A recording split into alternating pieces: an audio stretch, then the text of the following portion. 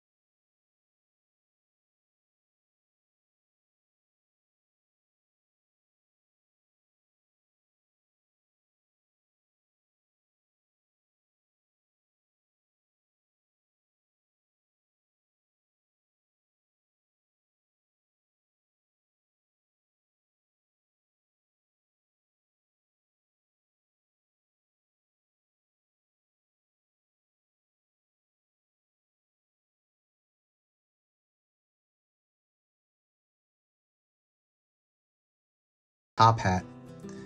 I'm gonna pull, basically you're just gonna draw a rectangle long ways on top of his head, top hat. And you can either do 2 things. You can fill it all in except for like a little stripe there for a shine, or you can just totally fill it in. It's up to you. And then his face, you have to get real small with this. 1 dot, another dot. And then since we're doing this in black and white, normally if we did it in color, I would put like a dash of like orange. But since we don't have that, I'm gonna draw like the letter V. Real tiny though. You have to be really tiny with that. Be careful. Did it go okay? Okay. I hope it went okay. I'm gonna draw a thicker line around here to symbolize the scarf that he has. And I'm gonna pull down the side here to have like a shape of like a scarf coming off him. Then I'm gonna draw his arms. 1 line here, line out here, maybe he's got like a bent arm, and then he's got 2 fingers. I think 2 fingers really works for this. Now I'm gonna draw dots, right? Which is the coals, you know, it's usually supposed to symbolize like a button of a shirt. Alrighty. And next thing I'm going to do is I'm going to thicken the line almost everywhere. I'm not really going to thicken the lines around him on the inside, but I am going to thicken the lines among him, and you'll see this.